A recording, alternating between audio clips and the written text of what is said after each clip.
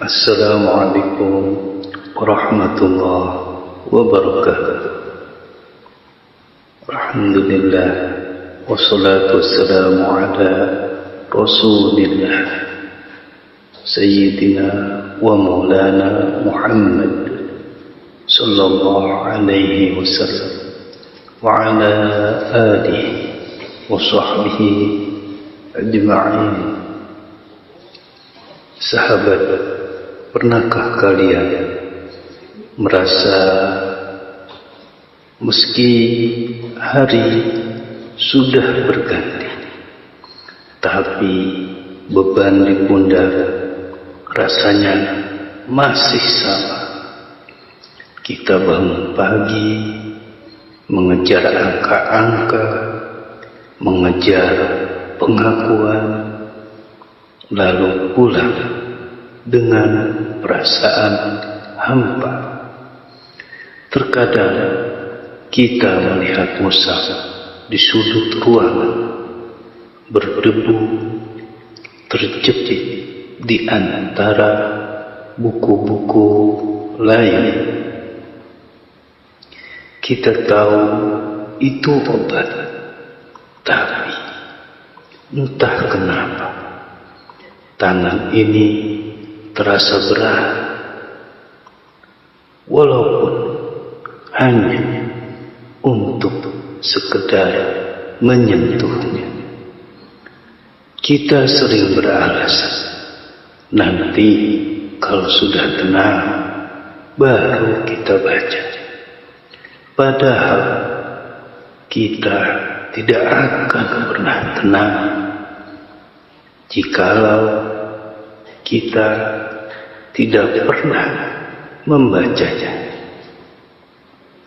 Hidup tanpa interaksi dengan Al-Quran itu ibarat berjalan di tengah hutan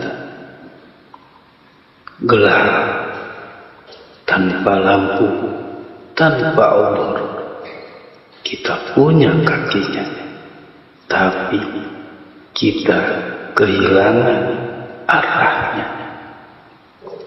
Ada sebuah cerita tentang seorang kakek tua yang tinggal di pegunungan.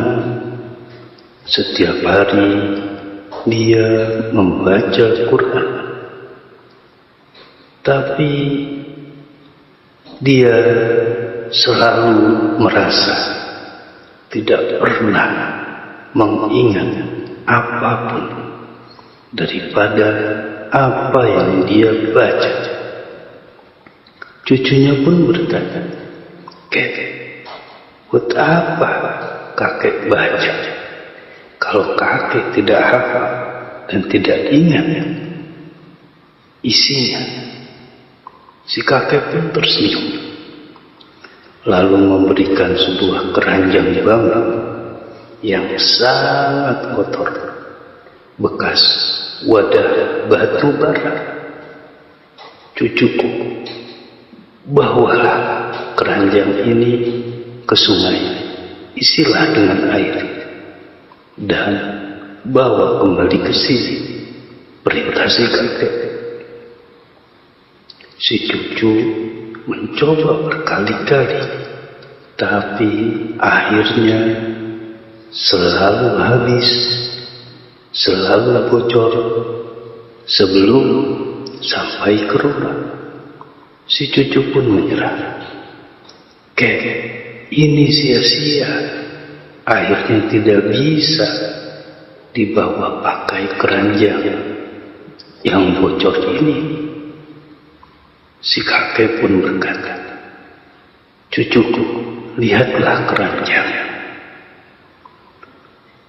Yang tadinya hitam, kotor, terkena sisa batu bara, sekarang bersih, mengkilap, karena terus-menerus dialiri air sungai yang jernih." Begitulah Al-Quran. Mungkin logika kita tidak sanggup menghafal semua ayatnya, tapi di setiap kali dia lewat di lisan kita, di telinga kita, dia akan membersihkan kerak-kerak hitam yang ada di dalam hati kita yang tidak kita sadari. Banyak yang bertanya, kenapa harus Al-Baqarah? Kenapa surah yang begitu panjang? Sahabat, Al-Baqarah itu ibarat benteng. Rasulullah pernah bersabda bahwa setan lari dari rumah yang di dalamnya dibacakan surah ini. Rumah itu bukan cuma bangunan fisik, tapi rumah untuk jiwa kita. Rezeki itu bukan cuma soal saldo yang ada di rekening. Istri-istri yang teduh dipandang, anak-anak yang tenang, atau kesehatan yang terjaga, itu rezeki.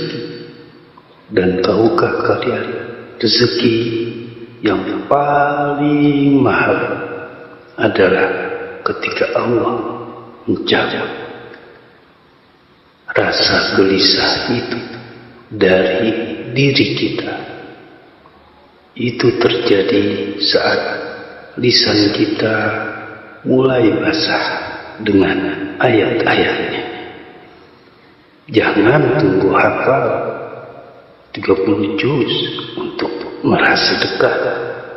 Mulailah dari apa yang kita bisa, meskipun terbata-bata, walaupun suara kita tidak seindah semerdu kori-kori ternama.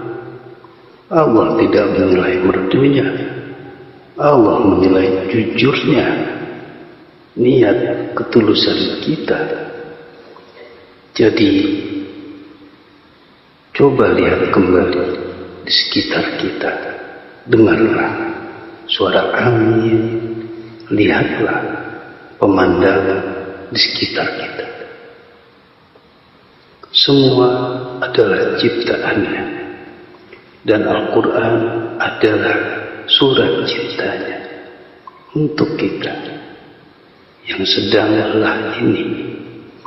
Cobalah ambil mushaf itu sekarang, bukalah pelan-pelan. Cobalah kita baca meskipun hanya satu halaman.